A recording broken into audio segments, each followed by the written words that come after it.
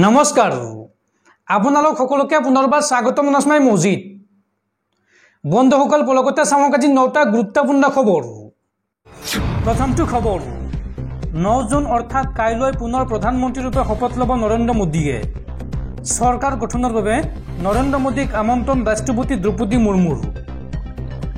আৰু 9 জুনৰ সন্ধিয়া 7:15 অনুষ্ঠিত হ'ব নতুন চৰকাৰৰ শপত গ্ৰহণ সমাৰোহ।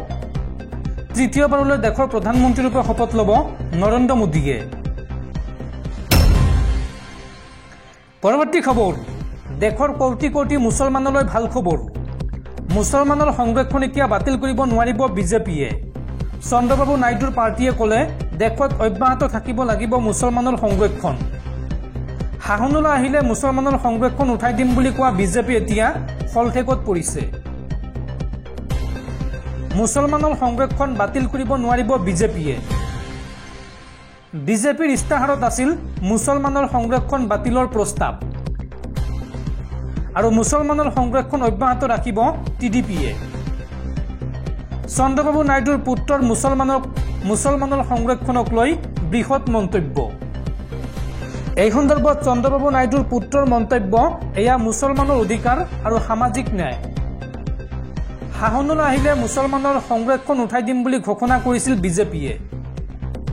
নিৰ্বাচনী প্ৰচাৰত অমিত শ্বাহৰ পৰা হিমন্ত বিশ্ব শৰ্মালৈকে সকলোৱে এই ঘোষণা কৰিছিল। আৰু এতিয়া একক সংখ্যাগৰিষ্ঠতা নাপাই ফলশেকত পৰিছে বিজেপি দল। মন গ'লে এতিয়া অকলে কোনো সিদ্ধান্ত ল'ব নোৱাৰিব বিজেপিয়ে। সিদ্ধান্ত সলনি নকৰে চন্দ্ৰবাবু নাইডুৱে। অন্ধ্ৰপ্ৰদেশত বৰ্তমানো অব্যাহত আছে মুছলমানৰ সংৰক্ষণ। আৰু এই সংৰক্ষণ আগলৈও চলি থাকিব বুলি ঘোষণা টিডিপিৰ। পৰৱৰ্তী খবৰ পুনৰ ঋণ ল'ব হিমন্ত বিশ্ব শৰ্মা নেতৃত্বাধীন ৰাজ্য চৰকাৰে। পুনৰ নাবাৰ্ডৰ পৰা 634 কোটি টকাৰ ঋণ লোৱাৰ সিদ্ধান্ত ৰাজ্য চৰকাৰৰ। মুখ্যমন্ত্ৰী ডক্টৰ হিমন্ত বিশ্ব শৰ্মাৰ কেবিনেটে বৃহস্পতিবাৰে পুনৰ নাবাৰ্ডৰ পৰা 634 কোটি 35 লাখ টকাৰ ঋণ লোৱাৰ সিদ্ধান্ত গ্ৰহণ কৰে। ৰাজ্যৰ আন্তঃগাঁথনি উন্নীতকৰণৰ নামত কেবিনেটে এই ঋণৰ প্ৰস্তাৱত অনুমোদন জনায়। ৰাজ্য চৰকাৰে ইয়াৰ পূৰ্বে যোৱা 4 এপ্ৰিলত 1000 কোটি টকা, 30 এপ্ৰিলত 1000 কোটি টকা আৰু 28 মেত 1000 কোটি টকাৰ ঋণ লৈছিল। চৰকাৰখনে চলিত বিত্তীয় বৰ্ষ আৰম্ভ হোৱাৰ পৰা বৰ্তমানলৈকে 4বাৰকৈ ঋণ ল'বলগীয়া হৈছে। ঋণৰ ওপৰত ঋণ লৈ ৰাজ্যখনক অৰ্থনৈতিকভাৱে কোঙা কৰি পেলাইছে মুখ্যমন্ত্ৰীয়ে। ইয়ে বিজেপি চৰকাৰৰ আমলত অসমৰ অৰ্থনীতিৰ লাওলোৱা অৱস্থা উদঙাই দিছে। আজি এক প্ৰেছ বিজ্ঞপ্তিযোগে এই অভিযোগ উত্থাপন কৰে আম আদমী পাৰ্টিৰ ৰাজ্যিক সভাপতি ডাক্তৰ ভৱেন চৌধুৰীয়ে।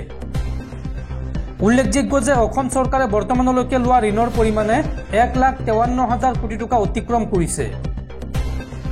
আজি সংবাদ মাধ্যমলৈ প্ৰেৰণ কৰা প্ৰেছ বিজ্ঞপ্তিত ডাক্তৰ ভৱেন চৌধুৰীয়ে কয় যে ডক্টৰ হিমন্ত বিশ্ব শৰ্মাৰ চৰকাৰে বছৰি প্ৰায় 21,525 কোটি টকাৰ ঋণ লৈছে। অসমক দেশৰ 5খন উন্নত ৰাজ্যৰ তালিকাত অন্তৰ্ভুক্ত কৰিব বিচৰা মুখ্যমন্ত্ৰীক আমাৰ প্ৰশ্ন। মুখ্যমন্ত্ৰী ডাঙৰীয়া, কোনো ধৰণৰ উৎপাদনমুখী অৰ্থনীতি অবিহনে মাত্ৰ ঋণ লৈ চৰকাৰ চলাব পাৰিনে? এইদৰে ৰাজ্যবাসীৰ মূৰৰ ওপৰত বিশাল পৰিমাণৰ ধাৰৰ বোজা জাপি দি অসমৰ উন্নয়ন সম্ভৱনে? ৰাজ্যৰ সামগ্ৰিক বিকাশৰ স্বাৰ্থত উৎপাদনমুখী অৰ্থনৈতিক আঁচনি গ্ৰহণ কৰিবলৈ আম আদমী পাৰ্টিৰ ৰাজ্যিক সভাপতি ডাক্তৰ ভৱেন চৌধুৰীয়ে মুখ্যমন্ত্ৰী ডক্টৰ হিমন্ত বিশ্ব শৰ্মাক আহ্বান জনায়। উল্লেখযোগ্য যে ৰাজ্যৰ গড়কাপ্তানি, জলসম্পদ আৰু মহিলা সবলীকৰণ আৰু শিশু কল্যাণৰ ক্ষেত্ৰত আন্তঃগাঁথনি উন্নীতকৰণৰ নামত নাবাৰ্ডৰ পৰা ঋণ লোৱাৰ সিদ্ধান্ত গ্ৰহণ কৰিছে মুখ্যমন্ত্ৰী ডক্টৰ হিমন্ত বিশ্ব শৰ্মাই।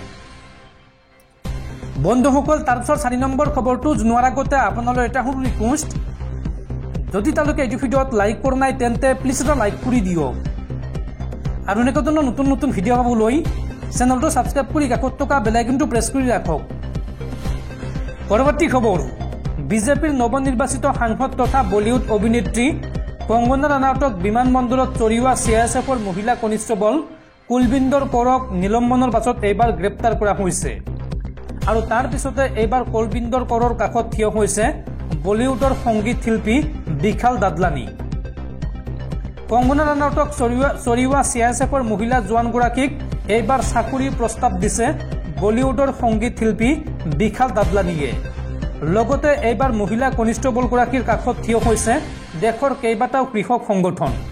কৃষক সংগঠনৰ হুংকাৰ, মহিলা কনিষ্টেবলগৰাকীয়ে উচিত ন্যায় নাপালে তীব্ৰ প্ৰতিবাদৰ হুংকাৰ দিছে। আৰু এই প্ৰস্তাৱত বা এই সন্দৰ্ভত 9 জুন অৰ্থাৎ কাইলৰ দিনটোত এক বিশাল প্ৰতিবাদী কাৰ্যসূচী হাতত লৈছে দেশৰ কেইবাটাও কৃষক সংগঠনে। পৰৱৰ্তী খবৰ, নিশ্চিত প্ৰধানমন্ত্ৰী মোদীৰ তৃতীয় কাৰ্যকাল। আৰু তাৰ পিছতে ভাৰতৰ শ্বেয়াৰ মাৰ্কেটত পুনৰ উত্থান, বিনিয়োগকাৰীৰ মুখত হাঁহি। ভাৰতীয় ৰাজনীতিৰ উত্থান পতনে ভাৰতৰ শ্বেয়াৰ বজাৰতো ব্যাপক প্ৰভাৱ পেলাই আহিছে। 1 জুনত প্ৰকাশিত এক্সিট পোলৰ পাছত যিদৰে ভাৰতীয় শ্বেয়াৰ বজাৰত উত্থান হৈছিল, সেইদৰে নিৰ্বাচনী ফলাফল ঘোষণাৰ দিনটোত শ্বেয়াৰ মাৰ্কেটৰ পতনে অভিলেখ গঢ়িছিল। কিন্তু তৃতীয়বাৰৰ বাবে পুনৰ NDAৰ চৰকাৰ গঠন নিশ্চিত হোৱাত পুনৰ শ্বেয়াৰ মাৰ্কেটত উত্থান হোৱা পৰিলক্ষিত হৈছে। 4 জুনত অভিলেখ সংখ্যক হাৰত লোকচান হোৱাৰ পাছত মূৰে কপালে হাত দি থকা বিনিয়োগকাৰীসকলে শুকুৰবাৰে বজাৰৰ আৰম্ভণিতে কিছু আশাৰ ৰেঙনি দেখিবলৈ পায়। শুকুৰবাৰে বজাৰৰ আৰম্ভণিৰ পৰাই সূচক আছিল ঊৰ্ধ্বমুখী। এনে পৰিস্থিতিত বজাৰ বিশ্লেষকসকলে এই কথা স্বীকাৰ কৰিছে যে সেন্সেক্স আৰু নিফটি বহু ৰাজনৈতিক সমীকৰণৰ ওপৰত আধাৰিত। আজিৰ দিনটোত যেতিয়া NDA চৰকাৰ তৃতীয়বাৰৰ বাবে গঠন নিশ্চিত হয়, তাৰ পাছতে শ্বেয়াৰ মাৰ্কেটত জোৱাৰ উঠিবলৈ আৰম্ভ কৰে। সেন্সেক্সত 1618 পইণ্টৰ পৰা ঊৰ্ধ্বমুখী হৈ 74693 পইণ্টত বন্ধ হৈ গৈ নিফটি বৃদ্ধি পায় 468 পইণ্ট। দিনান্তত নিফটি সূচক হৈ গৈ 23290 পইণ্ট। 4 জুন মঙলবাৰ লোকসভা নিৰ্বাচনৰ ফলাফল ঘোষণা আৰম্ভ হোৱাৰ লগে লগেই দেশৰ শ্বেয়াৰ মাৰ্কেটত পতন আৰম্ভ হৈছিল। কিন্তু বুধবাৰে পুৱাৰে পৰা পৰিস্থিতি কিছু উন্নত হয়, কাৰণ তেতিয়ালৈকে এই কথা প্ৰায় নিশ্চিত হৈছিল পুনৰ NDAৰে চৰকাৰ গঠন হ'ব দেশত। শুকুৰবাৰে NDAৰ বৈঠকৰ পাছতে পুনৰ নৰেন্দ্ৰ মোদীৰ নেতৃত্বত চৰকাৰ গঠন সম্পূৰ্ণ নিশ্চিত হোৱাত শ্বেয়াৰ মাৰ্কেটত উত্থান ঘটে আৰু বিনিয়োগকাৰীসকলৰ মুখলৈ হাঁহি বিৰিঙি আহে। পৰৱৰ্তী খবৰ, দেশত পুনৰ আন এক চাঞ্চল্যকৰ ঘটনা। এইবাৰ ভুৱা আধাৰ কাৰ্ড দেখুৱাই সংসদ ভৱনত প্ৰৱেশৰ চেষ্টা। ঘটনা সন্দৰ্ভত গ্ৰেপ্তাৰ 3 যুৱকক। নতুন সংসদ ভৱনত ভুৱা আধাৰ কাৰ্ড দেখুৱাই আৰক্ষীৰ জালত পৰিল 3জনকৈ যুৱক। CISFে তেওঁলোকক গ্ৰেপ্তাৰ কৰি দিল্লী আৰক্ষীক গতাই দিয়ে। সূত্ৰ অনুসৰি কাছিম, মনিক আৰু ছয়ব নামৰ যুৱক 3জনে সংসদ চৌহদত নিৰ্মাণ শ্ৰমিক হিচাপে কাম কৰি আছিল।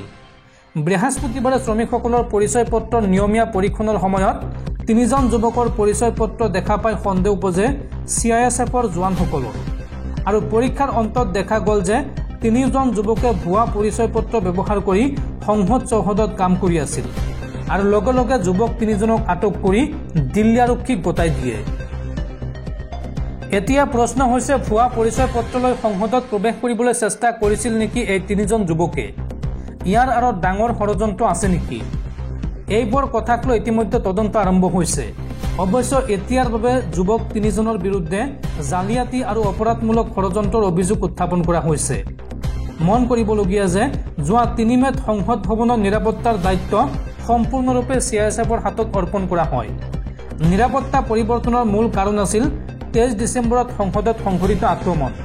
সেইদিনা অধিৱেশনৰ সময়ত 2জন অচিনাক্ত যুৱকে সংসদত প্ৰৱেশ কৰিছিল আৰু কোনোৱে একো গম পোৱাৰ আগতেই সংসদৰ বেলকনিৰ পৰা জঁপিয়াই নামি আহিছিল তেওঁলোকে ধোঁৱাৰ বোমা বিস্ফোৰণ কৰিছিল সংসদত আৰু সংসদৰ ভিতৰত আতংকৰ পৰিৱেশৰ সৃষ্টি কৰিছিল সেই যুৱক কেইজনে। আৰু ইয়াৰ পিছতেই সংসদৰ নিৰাপত্তাক লৈ প্ৰশ্ন উত্থাপন হ'বলৈ ধৰে। ইয়াৰ পিছত নিৰাপত্তাৰ দায়িত্ব CISFৰ হাতত অৰ্পণ কৰা হয়। পৰৱৰ্তী খবৰ, 2026ৰ পূৰ্বে গাদী হেৰুৱাব মুখ্যমন্ত্ৰী হিমন্ত বিশ্ব শৰ্মাই। মুখ্যমন্ত্ৰী হিমন্ত বিশ্ব শৰ্মাক এইবাৰ খুৰদাৰ সমালোচনা কংগ্ৰেছৰ নৱনিৰ্বাচিত সাংসদ ৰকিবুল হুছেইনৰ। হিমন্ত বিশ্ব শৰ্মাৰ জালত মই ভৰি নিদিওঁ, মোৰ জালতহে ভৰি দিব লাগিব হিমন্ত বিশ্ব শৰ্মাই। শুকুৰবাৰে এইদৰে মন্তব্য কৰে কংগ্ৰেছৰ নৱনিৰ্বাচিত সাংসদ ৰকিবুল হুছেইনে। ৰকিবুল হুছেইনে লগতে কয় যে মুখ্যমন্ত্ৰী ডক্টৰ হিমন্ত বিশ্ব শৰ্মাৰ মুখত এনে বেজাৰ কেতিয়াও দেখা নাই। তেওঁ গম পাইছে যে 2026 আগেয়ে তেওঁৰ গাদী যাব এই মন্তব্য ৰকিবুল হুছেইনৰ। পৰৱৰ্তী খবৰ, অভয়াপুৰী অতিৰিক্ত সত্ৰ ন্যায়াধীশ আদালতৰ ঐতিহাসিক ৰায়দান। মহৰ আলী নামৰ এটা হত্যাকাৰীক যাৱজ্জীৱন কাৰাদণ্ডৰ ৰায়দান আদালতৰ। অভয়াপুৰী অতিৰিক্ত সত্ৰ ন্যায়াধীশ আদালতৰ গুৰুত্বপূৰ্ণ ৰায়দান। মহৰ আলী নামৰ এটা হত্যাকাৰীক যাৱজ্জীৱন কাৰাদণ্ডৰ ৰায়দান আদালতৰ। লগতে 50,000 টকাৰ জৰিমনাৰ শাস্তি বিহে আদালতে। IPC 302 ধাৰাত দোষী সাব্যস্ত কৰি এই শাস্তি ঘোষণা কৰে মহৰ আলীক।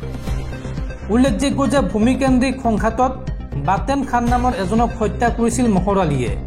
2013 21 অক্টোবৰত কুকিলাত সংঘটিত হৈছিল এই হত্যাকাণ্ড আৰু এই হত্যাকাণ্ডৰ গোচৰ সন্দৰ্ভত এই ৰায় দিয়ে অভয়াপুৰী অতিৰিক্ত সত্ৰ ন্যায়াধীশ আদালতে। পৰৱৰ্তী খবৰ, আন এক মৰ্মান্তিক ঘটনা। এইবাৰ ৰাছিয়াত নদীত ডুব গৈ মৃত্যু হ'ল 4গৰাকী ভাৰতীয় চিকিৎসা বিজ্ঞানৰ শিক্ষাৰ্থীৰ। ৰাছিয়াৰ ছেইণ্ট পিটাৰ্ছবাৰ্গৰ সমীপৰ এখন নদীত ডুবি 4গৰাকী ভাৰতীয় চিকিৎসা বিজ্ঞানৰ শিক্ষাৰ্থীৰ মৃত্যু ঘটিছে। দেশখনৰ ভাৰতীয় মিছনে তেওঁলোকৰ মৃতদেহ অতি সোনকালে আত্মীয়ৰ ওচৰলৈ প্ৰেৰণ কৰিবলৈ ৰাছিয়াৰ কৰ্তৃপক্ষৰ সৈতে যোগাযোগ কৰিছে। 4গৰাকী শিক্ষাৰ্থীৰ ভিতৰত আছে 18 পৰা 20 বছৰ বয়সৰ 2গৰাকী ল'ৰা আৰু 2গৰাকী ছোৱালী। তেওঁলোক সকলোৱে ভেলিকি নভগৰড চহৰৰ ওচৰৰ নভগৰড ষ্টেট ইউনিভাৰ্চিটিত অধ্যয়ন কৰি আছিল। এই সন্দৰ্ভত স্থানীয় সংবাদ মাধ্যমে প্ৰকাশ কৰা তথ্য অনুসৰি ইয়াৰে এগৰাকী ভাৰতীয় ছাত্ৰী যিয়ে ভলখভ নদীৰ পাৰত বিপদত পৰিছিল আৰু তেতিয়াই তেওঁৰ 4গৰাকী সংগীয়ে তেওঁক বচাবলৈ চেষ্টা চলাইছিল। তেওঁক বচাবলৈ চেষ্টা কৰি আন 3গৰাকী নদীত ডুব যায়। তৃতীয়গৰাকী ছাত্ৰক স্থানীয় লোকে নিৰাপদ স্থানলৈ টানি লৈ যায়। এই সন্দৰ্ভত ছ'চিয়েল মিডিয়া হেণ্ডেল এক্সত প্ৰকাশ কৰা এটা পোষ্টত মস্কোত থকা ভাৰতীয় দূতাবাসে কয় যে আমি সোনকালে মৃতদেহ আত্মীয়ৰ ওচৰলৈ প্ৰেৰণ কৰাৰ কাম কৰি আছোঁ আৰু জীৱন ৰক্ষা কৰা ছাত্ৰগৰাকীক উপযুক্ত চিকিৎসা প্ৰদান কৰা হৈছে।